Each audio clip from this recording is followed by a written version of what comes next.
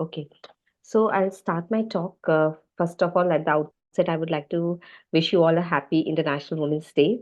And it's a very great initiative by ISPPD to talk about this topic, saving her life, preventing cervical cancer, as we celebrate the International Women's Day today. So we have the young, inspiring, courageous, radiant women here. So let's move towards the girls growing up to be a woman and women who need our hand.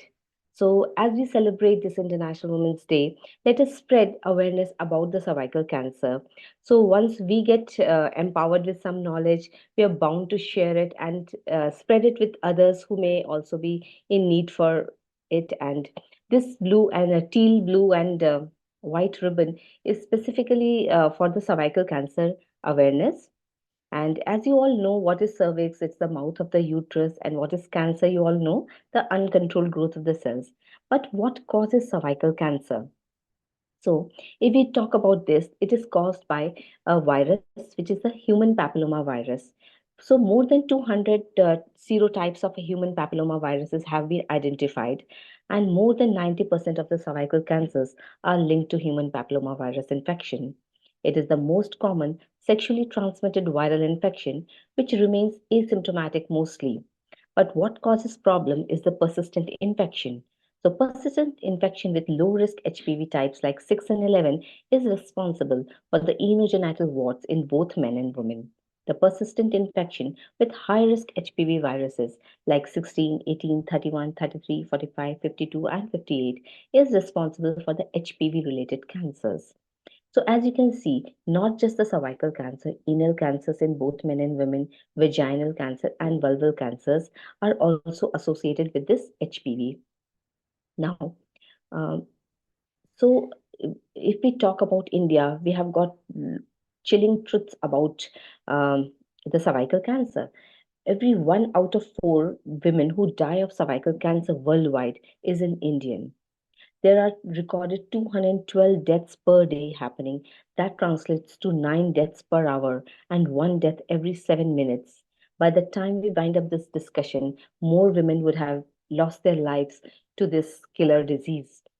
Today only I saw in the news one of the TV actresses, Dolly, has also lost her life to cervical cancer.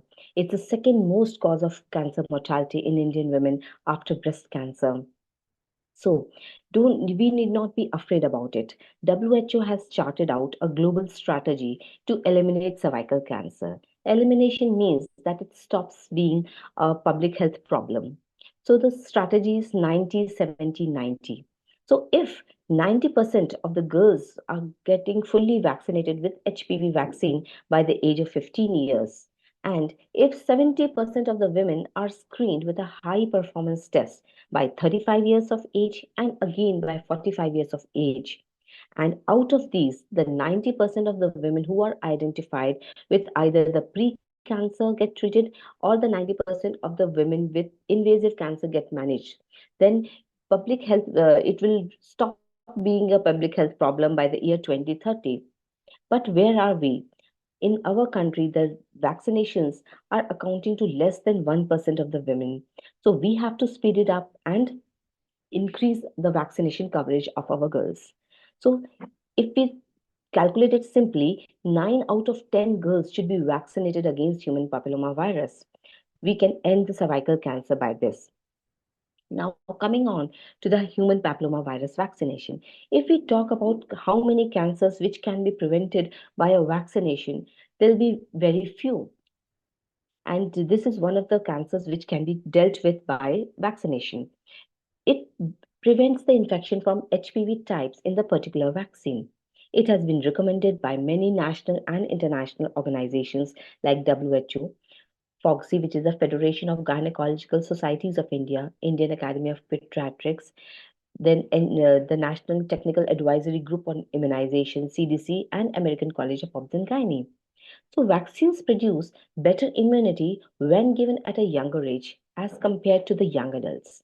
Also, when we are giving the vaccines at a younger age, they are probably getting it at before they get exposed to the human papilloma virus infection. It can be started at age of 9 years for both boys and girls. HPV vaccines are safe and effective and can reduce risk of HPV related genital warts and certain HPV related cancers by 80 to 90%. So, from this claim, do we have some data? Yes, we see the real world vaccination programs happening and showing results. In countries like Australia, they have noted the vaccine type HPV infections have reduced within a few months of usage of the vaccines. And over the years, they are seeing very few cases of the genital warts and CIN2 plus. With the decades of use of the vaccine, we may find a reduction in the cervical cancer rates. Now, coming to the HPV vaccines which are available in India. So, we have got two types of quadrivalent HPV vaccines. One is now being produced in India also, and one nine-valent HPV vaccine. So, if we use a quadrivalent vaccine, 83% of the cervical cancers can be prevented. If we use the nine-valent vaccine, we can prevent probably 98% of the cervical cancers. Now, the quadrivalent vaccine is protecting against the HPV virus types 6 and 11, which is for the genital warts, and 16 and 18, which are the high risk strains which are linked to the cervical cancer. The 9-valent vaccine, which is being used in most of the countries, is now available in India, and this is protecting against HPV serotypes 6, 11, 16, 18, 31, 33, 45, 52, and 58. Now, what is the most eligible age group? As I said, the younger the vaccine is given, it is more effective. So 9 to 15 years, it is recommended in both boys and girls. And government has also shown initiative that it is probably going to come in the universal immunization program soon.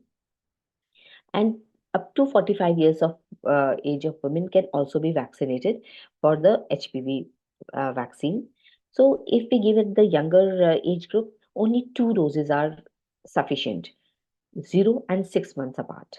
But if we are giving at more than 15 years, three doses have to be given, 0, 2, and 6 months. Now, as you can see, the contraindications of HPV vaccination, the most common contraindication is the pregnancy. So, the vaccine has not been tested in the pregnant woman, so it is not uh, being advised in the pregnant woman, but it can be definitely given in the lactating women. And so, we advise our patients after delivery that they should go for the vaccination of HPV, and it generally coincides with the hepatitis B vaccination schedule of the baby, so it is easy to remember and follow up also. So it should also be recommended for girls, especially before marriage and while they are in the premarital phase or in the preconception phase. And now coming to the second pillar, which is going to protect us against the cervical cancer, is cervical cancer screening. So it is very similar to the oral cancer screening you people are very much aware of.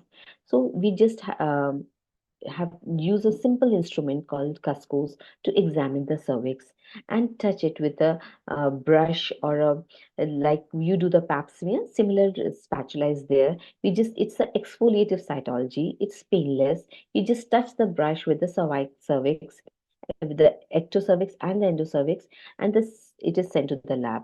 If we are sending the routine pap smear, we put it on the slide.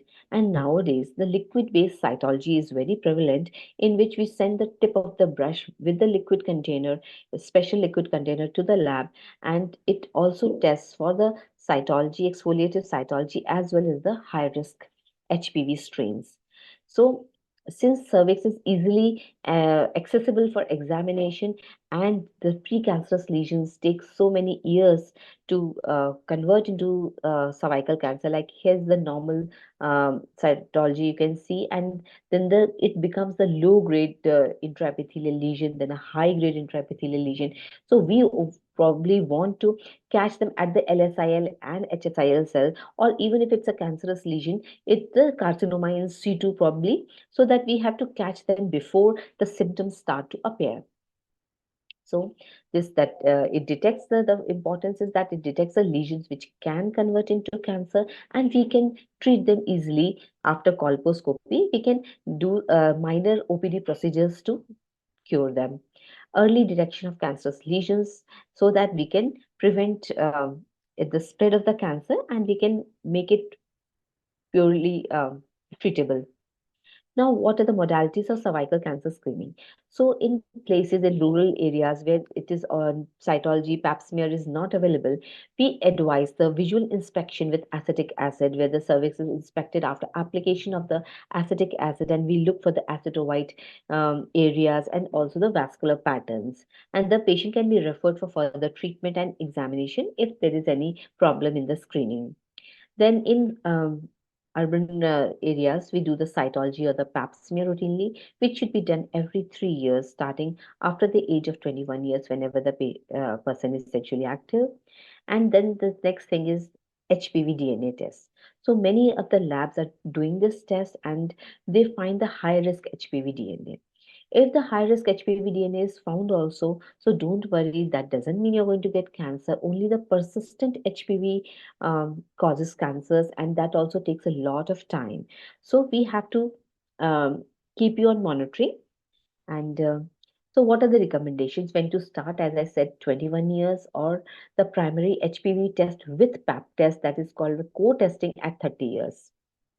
How often? Pap smear only if we are doing the exfoliative cytology every 3 years. If we are doing a primary HPV test with the pap test, that's called the co-test, every 5 years we are doing it. When to stop? At the age of 65 years. If three consecutive negative results are there in the last 15 years, we can stop going for the cervical cancer screening.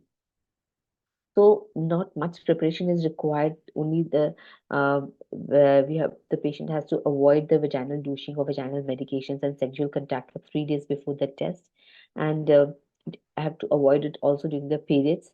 If any of the screening tests is reported positive or abnormal, you need not worry. Only close follow-up is necessary, which may include a retesting at 6 to 12 months. Because, as I said, most of the times HPV virus infection resolves on its own, or we may need for colposcopy and biopsy of the lesion. Now, I hope we don't progress to this stage that the symptoms of the cervical cancer start to appear, but nonetheless, we should be aware what are the symptoms of cervical cancer.